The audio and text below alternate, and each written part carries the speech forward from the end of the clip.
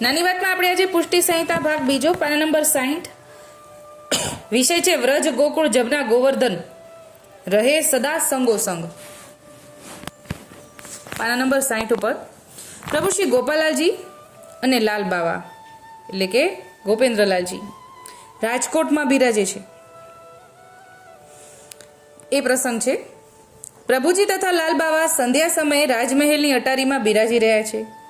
રાજકોટમાં હરજી સુરજભાઈ વૈષ્ણવ જૂથ સાથે પ્રભુજીના દર્શન કરવા આવ્યા. સર્વોએ પ્રભુજીને સાષ્ટાંગ દંડવત પ્રણામ કરી શ્રીમુખ નિરખતા સરમુખ બેઠા.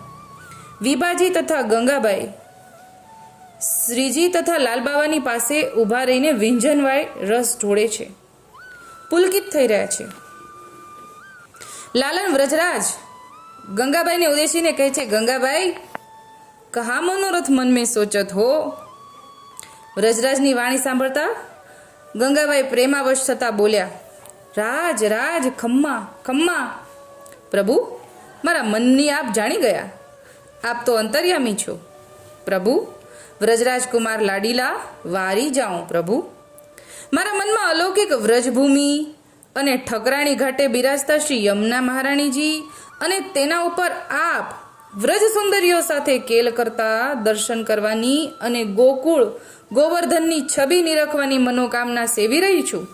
જે આપે નવનીત સમાન કર્યું છે તે ઝાંખી કરું.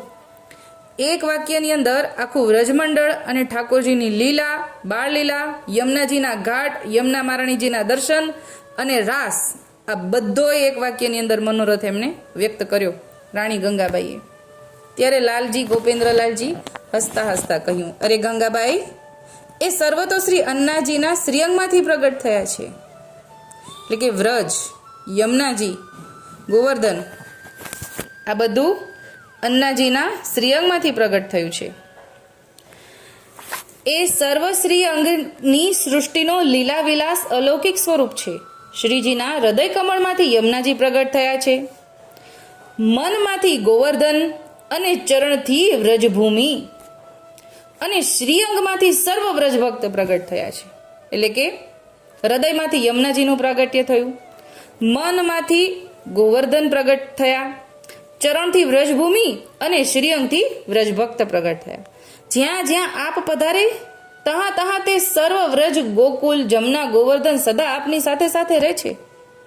પણ જેની અલૌકિક દિવ્ય દ્રષ્ટિ હોય તેને દર્શન થાય. તારો મન મનોરથ અહીંયા જ અન્નાજી પૂર્ણ કરશે, એમાં કોઈ સંશય નથી. આવું લાલ બાવા બોલ્યા. એટલે કે ગોપેન્દ્રલાલજી બોલે છે કે તારો મનોરથ અન્નાજી પૂર્ણ કરશે, અન્નાજીની સાથે સાથે છે આ બધું. પ્રભુ શ્રી ગોપાલાલજી લાલનની બાલ સુલભ વાણી ગંગાબાઈની સાથે વાત કરતા સાંભળી અને લાલ સામું જોતા અતિ મુસ્કુરાયા. ગોપાલાલજી કે લાલ તમે શું કહી દીધું? અહીંયા કળી કાળ છે, પહેલેથી કહેતા તો આવે જ છે ગોપાલાલજી, કળી કાળ છે કહેતા જ આવે છે. હવે અહીંયા આટલા બધાની વચ્ચે કહી દીધું એટલે હવે ગોપાલાલજી મુસ્કુરાઈ રહ્યા છે અને કહે છે, અરે લાલન અબ તો કલિકાલ હે. લાલને અતિ આનંદમાં આવી જતા કહ્યું, હા હા યાસુ मैंने કહ્યો, कलिकाल के जीव को मन मनोरथ पूर्ण करने के लिए आप पधारे हैं और लीला करने वाले आप और हमसे बरजवे वाले हूँ आप. मैं या बात में कहाँ समझू, जो तुम्हारी ઈચ્છા. લાલનની મર્મભણી વાણી સાંભળી અતિ મુસ્કુરાતા આપ શ્રી થોડી વાર મૌન રહ્યા. હવે જો લાલન અને અન્નાજી બંનેનો વાર્તાલાપ કેવો છે, એકદમ નટખટ છે. ગોપેન્દ્રલાલ એટલે લાલ બોલી દીધું છે કે અહીંયા તને દર્શન કરાવશે, પણ ગોપાલાલજી મુસ્કુરાઈ રહ્યા છે અને પાછા ખાલી એક શબ્દ બોલે છે, અરે લાલન અબ તો કલિકાલ હે. હવે એનો જવાબ લાલજી શું કહે છે? ગોપેન્દ્રલાલજી, હા હા કળીકાળ છે એટલે જ કહું છું કે કળીકાળના જીવોનો મનોરથ પૂર્ણ કરવા તો આપ પધાર્યા છો, તો આ કળીકાળમાં મનોરથ તો પૂરો કરવો જ છે ને. મનોરથ પૂરા કરવા વાળા તમે, લીલા કરવા વાળા તમે, હમસુ બરજવે વાળે આપ એટલે કે મને ખીજાવા વાળા પણ તમે. અબ મેં યા બાત મેં કહા સમજુ એટલે હવે હું સમજુ, જેવી તમારી ઈચ્છા. એટલે એમ કે છે જો તમારી ઈચ્છા. લાલનની મર્મભરી વાણી સાંભળી અતિ મુસ્કુરાતા આપ શ્રી થોડી વાર મૌન રહ્યા. એટલે હવે ગોપાલાલજી કાંઈ બોલ્યા નહીં.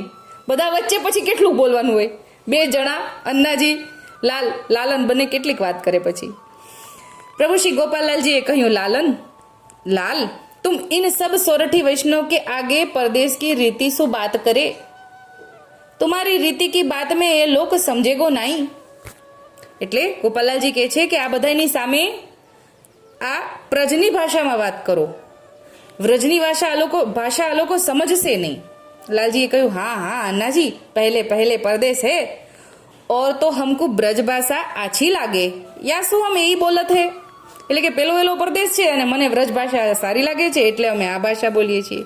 ત્યારે ગંગાબાઈએ કહ્યું, રાજ ખમ્મા ખમ્મા, તમારી ઈચ્છામાં આવે તેમ કરો રાજ, અમો તો આપની કૃપાથી સર્વ સમજી જશું. રાજ આપની સર્વ રીતે અમને સોહાય છે. ત્યારે હરજીભાઈ ઊભા થઈને એક સાંખી બોલ્યા.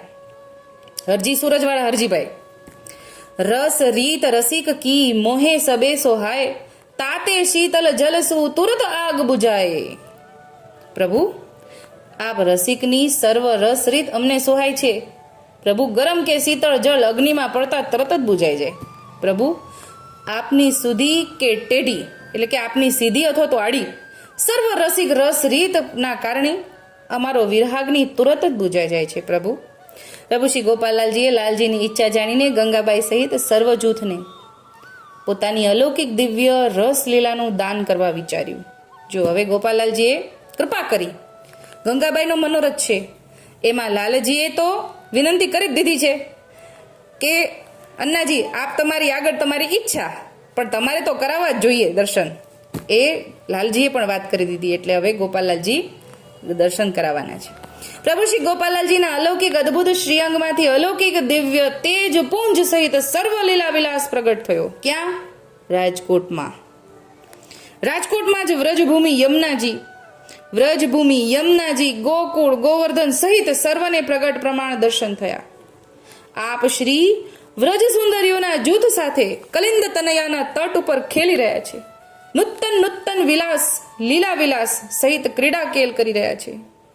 અલૌકિક રાસ મંડળ તટ ઉપર ખેલી રહ્યું છે. ગંગાબાઈ પોતાને અલૌકિક દેહ તે જૂથમાં જોતા એની 10મી અવસ્થા થઈ ગઈ, એટલે કે પોતાને રાસ મંડળમાં જોઈ. એટલા બધા રાસ મંડળ ત્યાં રમાઈ રહ્યું છે ને, એમાં પોતે ગંગાબાઈએ પોતાની જાતને જોઈ. સર્વ જૂથ એ લીલાનું દર્શન સુખ લેતા રસમગ્ન થઈ ગયું. એટલે ત્યાં જેટલું જૂથ બિરાજે છે, હરજી સૂરજ બિરાજે છે, રાજકોટના જેટલા ભગવદીઓ છે એટલા પણ, અને ઠાકોરજીની સાથે સાથે બીજા જેટલા પણ પરદેશમાં પધાર્યા છે એટલા બધા જ ત્યાં દર્શન કરે છે. લાલજીએ ગંગાબાઈનો કર ગ્રહીને સ્વસ્થ કરતા કહ્યું, ગંગાબાઈ ઉઠ, તેરો મનોરથ પૂર્ણ ભયો. ગંગાબાઈ સ્વસ્થ થયા અને રાજના ચરણમાં પડીને ગદગદિત થઈ ગયા. રાજ, મારો મનોરથ આપે પૂર્ણ કર્યો. પ્રભુ, વારી જાઉં, બલિહારી જાઉં. રાજ, અતિ શ્રમ આ દિનજનો ઉપર કરવા દીધો, કોટી વારણા ઓવારી જાઉં. વ્રજરાજ કુમાર. ગંગાબાઈનો અતિ દીન ભાવ જોઈને કહ્યું, ગંગા તો કુ સંગ લેકે ગોકુલ ચલેંગે, તું હમારી સાથ ચલ્યો. ગંગાબાઈએ કહ્યું, રાજ આપની મદ કૃપા, રૂડું ધન્ય ભાગ્ય મારું થયું જાણું. એમ કહીને ગંગાબાઈ પોતાના મનમાં મોદ પામ્યા. આવું ઠાકોરજીએ ગોપાલાજી અને ગોપેન્દ્રલાલજીની લીલા ગંગાબાઈની સાથે સાથે મનોરથ ગંગાબાઈનો છે જો, પણ ત્યાં બિરાજમાન સર્વ જૂથને દર્શન થયું છે. એટલે સંગ કરવો તો ભગવદીનો કરવો તો ભગવદીની આડીથી કદાચ આપણના મનમાં મનોરથ પણ ન હોય ને તો એની આડીથી આપણને પણ દર્શન થાય. એટલે આવું ગંગાબાઈને દંડવત પ્રણામ પહોંચે. અત્યારે આટલું જ બોલીને મારી વાણીને વિરામ આપું છું, મારી નાની વાતને વિરામ આપું છું. બોલો શ્રી ગોપાલ લાલ કી જય.